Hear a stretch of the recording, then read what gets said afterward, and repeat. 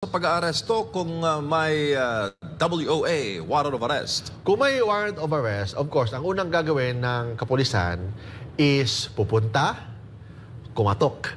Ha? Ay, di ba yung anong hagdanan? Hindi. Oh, tingnan mo to si MJ Mondejar, pilosopo pa Pero MJ Mondejar yung pormahan mo diyan, pormang abogado palibasa nga ini-interview mo abogado naka-necktie ka pa diyan nanghihingi ng inkristo si MJ Mondejar Den joke. Wala naman atang sahod sa SMNI no, talagang kusang loob lang diyan Hindi ko alam. Maraming salamat MJ Mondejar, sabi niya. Ito tatandaan ninyo. Kung sino man sa inyo ang may warrant of arrest, baka sakaling mangyari sa inyo, kailangan magpapaalam, kakatok lang maayos. Magpapaalam. Halimbawa, andyan ba si EJ Warrior? Andyan ba si Jasmine Cloud? Andyan ba si PH Update? Hindi pwede, paglagay mo dun sa gate, lalagay agad ng hagdan. Hindi pwede yon kahit may warrant of arrest. Rushdin, maraming salamat from Canada ulit. Thank you. Rushidin, pasensya. Rushidin, thank you. Kailangan alam natin ito. Kasi po yung ginawa dyan sa KOJC talagang matindi. Talagang labag sa batas. Ngayon, pinapalusutan pa nila na sila pa ang winater canon. Hindi, binasalang kayo ng tubig. Kasi naglagay kayo ng hagdan, hindi nyo inayos ang proseso. Dapat magpapaalam kayo. Bobo ba kayo? Alam ko hindi kayo bobo. May mga abogado kayo, ba't hindi kayo nagkonsulta sa abogado? Bakit alam nila? Di ba? Katok mo na. Hello? Kumatok mo na. Hindi pwede kasi right to privacy ang pinag-usapan natin dito. Kahit na pumunta sa isang bahay o isang, in this case, gate ng kingdom, for example, ganon. Katok mo na. Tao po. Di, Bisaya man sa Davao. So, Ayo. Kailangan ganun muna Ayo. Nandyan ba si yan? Yun ang first question. Bakit po? Anong sadyan nyo? Bakit madaling araw kayo pumunta? May invitation ba kayo? May birthday ba kayo? Banyayita. Itong ginawa ng kapulisan ay pang-aabuso. Sa isang banda, I am trying to understand yung mga pulis. Hindi nila kasalanan yun Pero ito na sila ng kaso. Kaya kung sino man, Poncio Pilato na nag-utos dyan sa mga pulis na gawin yan, hindi naman gagalaw yung mga pulis ng ganun kung hindi inutusan Talagang gusto lang nilang babuyin ang reliyon ng KOJC. Wala po talaga silang respeto sa reliyon.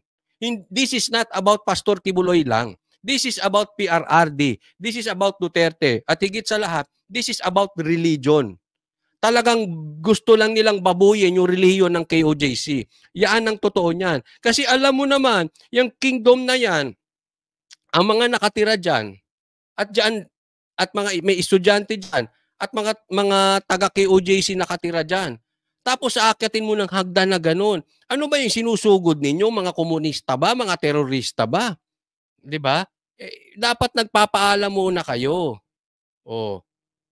Pambihira itong mga ito. Kaya nga sabi ko sa inyo, talagang ito ay sadyang gusto lang paingayin ng Davao na magulo ang Davao. At ang lintik na media, hindi pa binabalita lahat. Ang binabalita nila yung tubig. Ang hilig talaga ng media sa water gun. Yung water gun sa West Philippine Sea, yan ang binabalita nila. Water gun sa KOJC. Mahal na ito mga water gun. So, ito lang, panawagan. Huwag naman kayong abusado sa reliyon. Kung hindi nyo kareliyon, hindi nyo kailangan babuyin. Hindi nyo kailangan babuyin hindi nyo kailangan na saktan yung mga kababaihan dyan, mga bata. Kasi kailangan natin ipaliwanag ito. Etong tungkol sa batas na ito, para makita natin, mali sila talaga. Kahit anong ipagtanggol ng mainstream media sa inyo, yung ginawa ninyo, pagdating sa batas, mali na mali.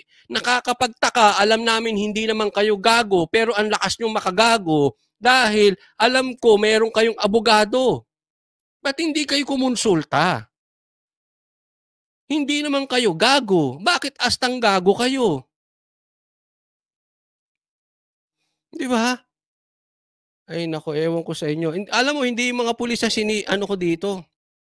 Well, sabi nga nila, hindi naman dapat sunod na sunod ng pulis. Pero sa isang banda nga, medyo naiintindihan ko sila. Bakit yung nag-utos ang dapat idinidiin dito? Ang problema, ayaw nilang ilabas kung sino yung nag-utos. But one thing for sure, yung nag-utos na yan, galit sa Duterte. Yung nag-utos na yan, galit kay Pastor Kibuloy, at yung nag-utos na yan, walang respeto sa reliyon. Yan lang yun. Kung kayo nang manghusga, sino yung tao na yan? Pa kayo? Manyanita? Manyanita kasi birthday kasi, di ba? Di ba may naputulan ng daliri sa WPS, hindi sinugod ng mga yan? Doon sa WPS, bakit kay OJC lang? Yun nga ang problema, kinakayan-kayanan. Subukan nyo, kasi yung abogado ni Pastor Kibuloy ay Muslim po, si Attorney Torion. Subukan yung gawin yan sa Muslim, mga wala kayong respeto. Kung hindi kayo dinali ng Muslim, di ba? I mean, Muslim mismo nagsabi niyan, si Attorney Torion, ha? Pag ibang reliyon yan, subukan ninyo yung ginawa ninyo. Tingnan natin ang mangyayari sa inyo. Tapos kay OJC, pinag-initan nyo.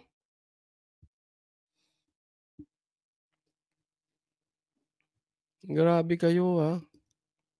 Pag 4 o'clock in the morning, magmanyanita ka eh. Mangharana ka. Magharana. Pag dati sa manliligaw ka ng babae, 4 o'clock in the morning, kanta-kantahan mo. Pag birthday, manyanita, may manyanita ba? Wala. So, kailangan mo na, kumatok mo na. Sabi dito si Tambaloslos na yan. Pwede. Hindi ko sinasabi, ha? Pero pwede. Di ba? Sino ba ang galit na nanggagalaiti sa mga Duterte? Nanggagalaiti sa Duterte, gumagawa niyan. Sigurado yan. Magbigay galang. First. Wala silang galang. Bastos nga, attorney. Bastos nga eh. Una, magbigay galang. Tapos, magpaalam na may warrant of arrest ka. Okay? Yan, pakinggan nyo mabuti, ha? Doon sa may mga kaso.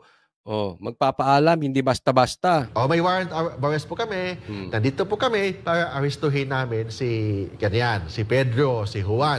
Kailangan magpaalam. Pagkatapos, yun ang requirement talaga. Magpaalam anong sadya. Kahit arrest warrant, ha? Kahit arrest warrant, magpaalam. Mananghit. Kahit arrest warrant. Warrant of arrest. Kailangan magpaalam. Anong parte, anong banda dyan na hindi nyo naiintindihan? Kayo. Ha? May mga abogado kayo. Mahirap maintindihin yun? Unang of course, respeto sa bahay. Right to privacy. Di ba sabi ko, kahit gaano ka barong-barong yung bahay mo, yun ang kaharian mo. So, yan. Ito ang bahay natin, hindi issue kung malaki o maliit. Importante itong malaman natin. Ang bahay natin, sa batas, yan po ay tinatawag nating home. Yung tinatawag natin na kaharian natin. Maliit, malaki, rumirenta ka man dyan o hindi. Kasi ibig sabihin yan, pinoprotektahan ng ating batas ang privacy. Ibig sabihin, pag pumunta ka sa bahay, kailangan nakakatulog ka doon ng mapayapa. Walang gumagambala sa'yo. Yan ay karapatan. Hindi, halimbawa, merong pinatay sa bahay. Alam nyo ba yung pinatay sa kalsada at pinatay sa bahay, mas malaki ang penalty, ang tawag po nila dyan is aggravating. Mas malaki yung penalty pag pinatay mo sa bahay. Kasi nga, itong bahay ay iyong, ano ba sa Tagalog maganda ron na? Ito ay iyong kapayapaan.